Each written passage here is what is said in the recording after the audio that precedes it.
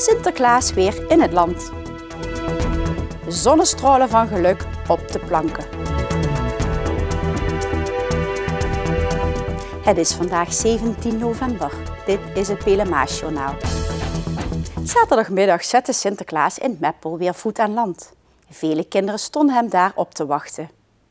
Traditiegetrouw komt de Goedheiligman op zondag in Venray aan. Via een grote stoet kwam hij aan op de Grote Markt. Net voordat de stoet vertrok, mochten wij Sinterklaas eventjes spreken en vertelde hij over de tocht naar Venray. Ik heb kort geslapen. Zoals u heeft gezien ben ik gisteren Meppel aangekomen. En van Meppel richting Venray hebben we toch al heel wat lieve kindjes een leuk cadeautje bezorgd. Dus ik heb wat hazenslaapjes gedaan. Het is inmiddels al voor de 127e keer dat Sinterklaas de intocht in Venray viert. En alleen dat al zorgt ervoor dat hij er spik en span uit wil zien tijdens deze bijzondere dag. Nou, daar heb ik een speciale Piet voor, de waspiet en ook de stoompiet. Maar ik maak ook wel eens gebruik hier van de lokale ondernemers in Venray daarvoor. Die kunnen ook heel goed stomen. Want je kunt voorstellen als ik buiten ben, dat verwaait allemaal. En zeker in Venray wil ik er altijd picobellen op staan. Meestal lijkt Sinterklaas altijd goed op de hoogte van wat er om hem heen gebeurt. Maar wat er allemaal tijdens de intocht op het programma staat, is voor de Goedheiligman eigenlijk een beetje een verrassing. Ja, ze houden mij altijd een beetje in het ongewisse, dus ik weet nooit precies wat er aan de hand is. De zin laat ik me altijd heel graag verrassen, maar het heeft met vrolijkheid te maken, inderdaad. Ja. Terwijl Sinterklaas zich voorbereidde op de stoet, waren op de markt al pieten bezig het plein op te warmen. En dat was door het natte weer helaas echt nodig. Het is alleen een beetje vies weer, maar het is wel heel fijn om weer in Venray te zijn. Al die kinderen altijd hier op het plein, altijd heel gezellig. Alleen een beetje koud. Ja, gezellig, maar wel heel koud. En nat. Maar wel gezellig. Jammer dat het regent, hè? Ja, je kan niet alles hebben, toch? De aanwezige kinderen maakten zich niet druk om het weer en wachten vol spanning op de komst van de Sinterklaas. Sommigen hadden hun schoen de eerste avond al meteen gezet en vonden er 's ochtends ook al iets in. Een chocoladeletter en een schuimpje. Zo'n babylips. En een chocoladeletter. Jawel, en ik heb een Lego Creator stoomtrein met een wagon en een sneltrein. Nee, ik ga nou vanavond zetten.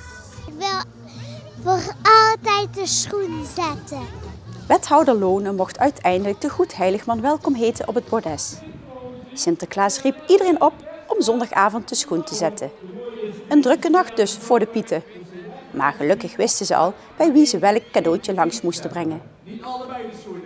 Ja, lang. Dat ligt natuurlijk al lang klaar. Hè? Bergen vol, maar dat mag ik niet zeggen. Anders wordt Sinterklaas boos. En bij het zetten van de schoen hoort natuurlijk ook het verlanglijstje. De meeste kinderen hadden die ook al lang en breed klaar. Alleen maar Lego City en Lego Creator. En Lego Technic en nog Lego Shima. Nou, nee, dat mag niet. Hij moet nog werken. Dat kan niet. Coco de aap en een Furby. Een hoverboard. Oh, ben je niet bang dat je valt dan? Nee. Voor Sinterklaas en zijn pieten breekt nu een hele drukke tijd aan. Vandaag gaan nog alle kinderen af. En dan is er binnenkort hebben we nog een pietenspeurtocht en een optocht met lichtjes. Er is nog genoeg te doen. En natuurlijk werken, hè. Al die schoentjes moeten gevuld worden, want Sinterklaas zei dat alle kinderen in Venray hun schoen mochten zetten.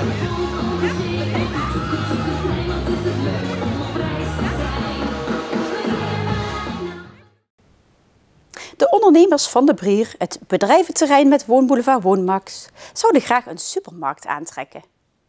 De Brier kan wel een impuls gebruiken en de komst van een supermarkt zou een heel welkome publiekstrekker zijn. Door de crisis op de woningmarkt hebben woonboulevards het al jaren lastig. Winkelketens als Quantum en Praxis staan in de etalage en Carpetride zegt op steeds meer plaatsen de huur op. Toch wil de gemeente niet aan de wens tegemoetkomen. De gemeente houdt vast aan de structuurvisie detailhandel. Daarin staat dat de dagelijkse boodschappen moeten gebeuren in het winkelcentrum of in de winkelcentra van de grote wijken Brugske, Landweert en Velten. Daarnaast opent Albert Heijn binnenkort de nieuwbouw en er komt een nieuw winkelcentrum in Brugske met 2 supermarkten. Beide locaties liggen op korte afstand van de Brier. Ook adviesbureau Seinpost geeft een negatief advies over de komst van een supermarkt. Met de musical Zonnestralen van Geluk viert de Pielhaas in Venray het 7x11 jubileum. Ter gelegenheid hiervan produceert de Vastelovensvereniging in samenwerking met Schouwburg Venray en Klatergold een musical. Voor dit bijzondere project in het kader van het 7x11-jarig jubileum van de Pielhaas werd een uniek verhaal geschreven in het dialect. De musical zelf had in feite niks met carnaval te maken, maar het werd dus wel, de hoofdorganisatie ligt zeg maar bij de Pielhaas. Maar het stuk zelf had niks met carnaval te maken. Het is gewoon een verhaallijn van een verhaallijn in een kroeg, wat zich in een kroeg in Venray afspeelt. In de jaren net na de oorlog, zeg maar, toen Nederland weer opgebouwd werd. En ja, de kroegbaas heeft een dochter, heeft zelfs 2 dochters. En met 1 dochter, die ziet wel wat zitten met iemand die niet uit Venray komt. Ja, en dat is not done natuurlijk. 18 spelers doen aan de voorstelling mee. De basis van het verhaal bestaat uit verschillende liedjes die komen uit de Venrayse vastelovend. Komen er ook bekende liedjes uit Venray naar voren? Ja, dat is ook het mooie van deze productie.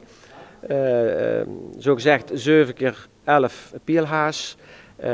Als alle liedjes die erin voorkomen, zijn ooit een carnavalsnummer geweest hier in Venray, in Rooij. Waarom moeten mensen naar deze musical komen kijken? Nou, gewoon omdat die kei leuk is. Omdat die sprankelt, omdat het... ja, stel je voor zo'n kroeg in de jaren 50, 60, waar ja, bekende mensen binnenkomen lopen, of ja, tenminste die elkaar kennen. De rollen zelf zijn gewoon fictieve mensen, dus het zijn geen bestaande mensen uit Venray. Maar ja, het is gewoon een sprankelend leuk stuk. Gewoon lekker in de stoel gaan zitten genieten van wat er allemaal gebeurt. Hallo, hallo, hallo, hallo, we zien niet weg te slaan. Zonnestralen van Geluk wordt aanstaande vrijdag en zaterdagavond om 8 uur en zondagmiddag om 2 uur opgevoerd. Tot zover het Pelemaasjournaal. Deze uitzending wordt herhaald tot en met morgenavond 6 uur. Vrijdagavond is er weer een nieuw journaal. Weer of geen weer, bij ons is het altijd vakantieweer. Vannacht zal het flink waaien. Het blijft zacht met 12 graden. Gedurende de dag is het bewolkt en kan er soms regen vallen.